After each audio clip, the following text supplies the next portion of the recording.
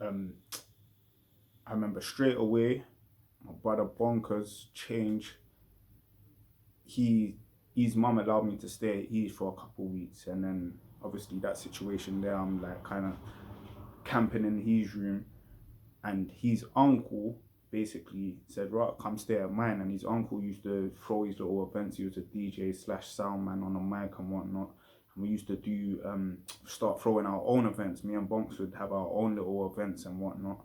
Um, and yeah, we'll be giving out flyers all over the place and proper making things happen at the age of 18. Um, kind of had little fallings out. Obviously, I was adolescent. I was like, you get me? I coming from the walk of life that I come from. Like, I was rude. Like, didn't like to be told what to do. So when his uncle's saying certain things, we had little fallings out. Enough love to Fids now. Um, but yeah, like literally. So I left his place. But whilst I was living there, I bucked up with my first child's mum, and basically very quickly we had a child that she was a bit younger than me as well. So like two young parents, had a kid. Um, my mind was still on road, still doing road things. Um, Literally, I ended up living with her for a little while. Loads of arguments between me and um, my child's mum at the time, and then yeah, broke up with her, ended up living with a next friend. In between these living with people and all that, I'm sofa surfing as well. Like, I'm lucky enough to not really be that guy that ever had to sleep rough. Like, I'll be sofa surfing, outstaying my welcome at certain places and whatnot. Then my brother Mason, pleaser, he let me live in his flat. I was there for probably even a year. And then after that, I got into a hostel situation. Now, the hostel situation, I was there for a year, and I went down a whole mental health route and that. And they've basically asked me a month down the line, right, have you still got mental health? Like, that's like, right, leave me alone, I'm living, do you get me? And then they just kicked me out. Um, in that time as well, I basically got involved with a gang. Obviously, Brixton there, everyone knows everyone and whatnot, but I started moving with a specific gang. Um, and back in them days, it was the bandana thing. So our team was blue in it, but this hostel that I'm living in, that was on a red block. So I was getting into problems around there. Hard headed. Every single Sunday I'll go Sunday market, get a new bandana, new blue top, and I'll just be cheeky with it. Have bare confrontations with these people on the estate that I'm on. Realized that I got a gun pulled out of me at one stage. No one shot, like the gun wasn't shot or nothing. It was just literally pulled out, little scare tactic and whatnot. Um, and then yeah, I realized that the people that I'm repping, they weren't really coming to come, let's go do this. So I kind of moved out of the area, moved up to Croydon. That's where my Croydon days kind of started. Um, Moved up to Croydon now. There, shared accommodations from there as well. So I lost my hostel situation, like never got the flats after it or nothing like that. Ended up in shared accommodation in Croydon.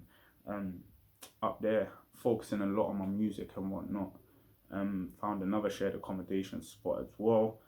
And yeah, like from them times, like this will take us into like '09 times now.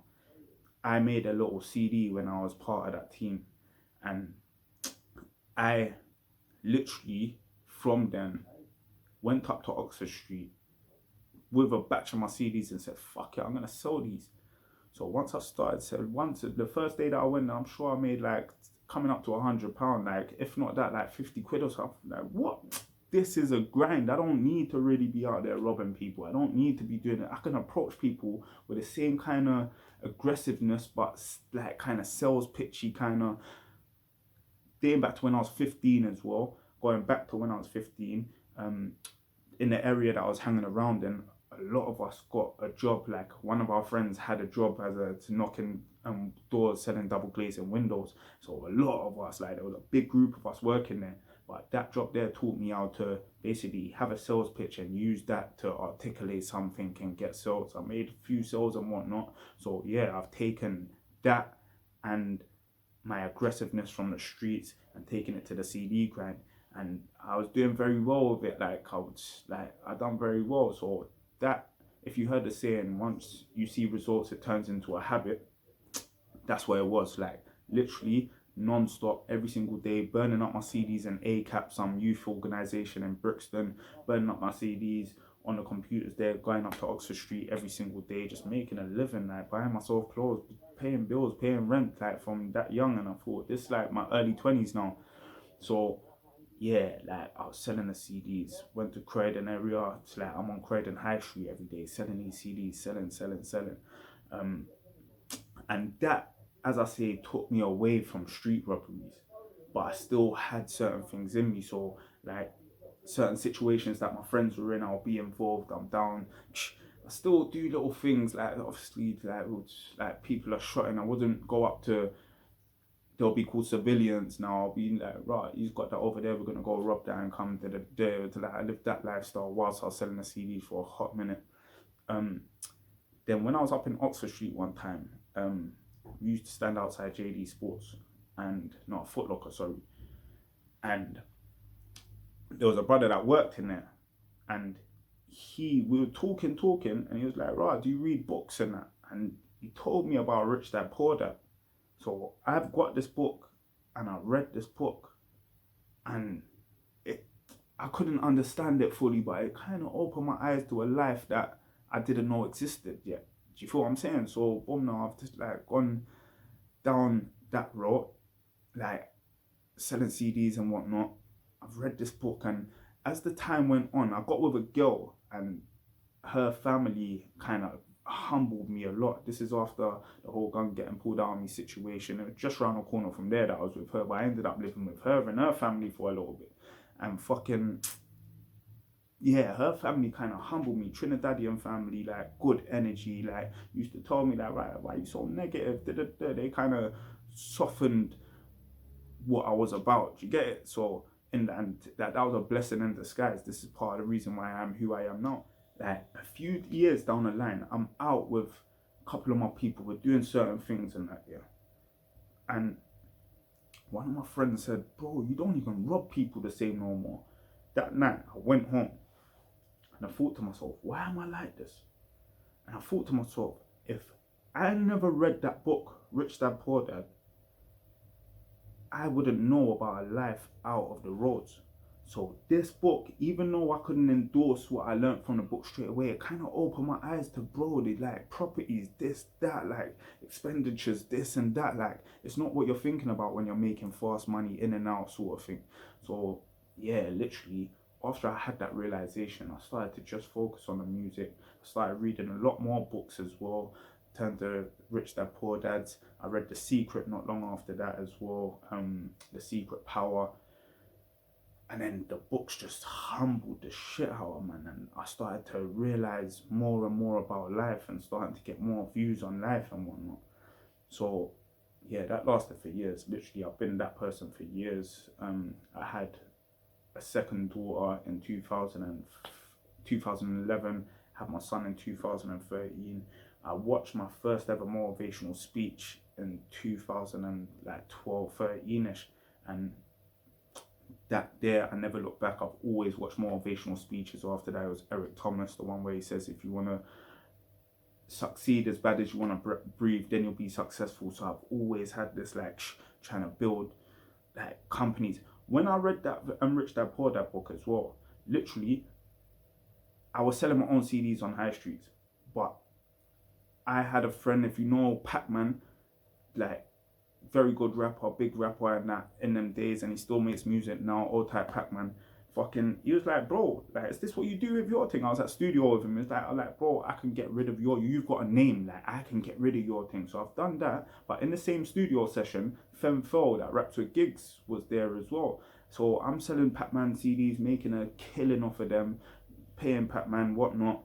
And then Femme Fo saw me on High Street, on Oxford Street, and he's like, wow, Pac-Man told me what you're doing, bro, come check me afterwards. And that I was in Camberwell at this girl's house that I just mentioned, and that's right next to Peckham. So it's like, he come to link, man, give man a batch. He told Blade Brown told this person. I used to go to Sunday Market to sell them as well, bucked up with Carnes Hill. He had his album, made a link. Then obviously Console had Teflon and Blade Brown around him. So when they started making their projects like Grown Man Thing, GMT number one, Bags and Boxes, before Bags and Boxes, whatever the mixtapes were from Blade, I used to get it cracking with them, and I kind of turned it into a UK rap trappers thing. I tried to make a company out of it, thanks to this book that I've just read. Do you get it? So from them ages, I had a kind of mindset of trying to build a company. Now, I'm not going to stand there and sit here and stunt like I had it all figured out and all that. God knows I had so many big name artists that I was fucking with and going to them getting their CDs. Me being the fast money, I'll make £100 and spend it in a day because I'm going to make, and I wasn't very good with my money management. So I would end up owing that person money, robbing Peter to pay Paul, robbing Paul to pay Peter, and I was like, that kind of died me down off of that. In the long run, it just felt too long, so I stopped fucking. Like, all the top names would have remembered man from back then as low rap trappers. Now, I've basically, been reading more and more books, just out there selling my own CDs. Ended up doing a few bits and bobs different. I don't want to go into all this ins and outs of things, because obviously don't want to fuck myself over. But I bucked up with someone that I was doing a certain kind of business with, and he said that he's going to Barcelona to go and do stockbroking. I'm like, right, bro, I'm sick at sales, you know, like, right, yeah, get me involved. But he said, yeah, I will. But I got a phone call, not from Barcelona, over in Indonesia. And as I was saying, yes, get me out there. So I went over there, had my own apartment, 30th floor in a side skyscraper, jacuzzi on the lower roof, but you could see a bag boy view and all of that. Out there for 2 weeks, no one was making money in the thing. Like, the stock that we were trying to sell weren't really the best. Like, so yeah, man's literally gone down that avenue. When I'm over there, there's a lot of like the sales training that I got from there was something that I've never ever, like, how to get into people's minds and sell them something and something. I already done it, but even they said this is elite sales training. So done that, come back. 2014, 2016, I ended back up. Like, basically someone that I met out there, I was like, yeah, I'm ready to come back out, man. Like, she was like, all right, cool, Malaysia now. There's a room over in Malaysia that you can go work in. So went over to Malaysia, worked there. Literally, because I've done the training that I've done now, and I am the person I am now, fucking, they were selling shares in Netflix. I went there, literally, I was the top paid stockbroker in the room within my first month. Like, I'd literally made quick dough, and for whatever reason I come back, and then like, obviously I've seen a bit of the world now. Like, back to, I always said to myself, like, when I leave places or leave a situation where I'm making certain money, I was saying, bro, are you mad? I'll go back and do this with my CDs. My CDs took over my life.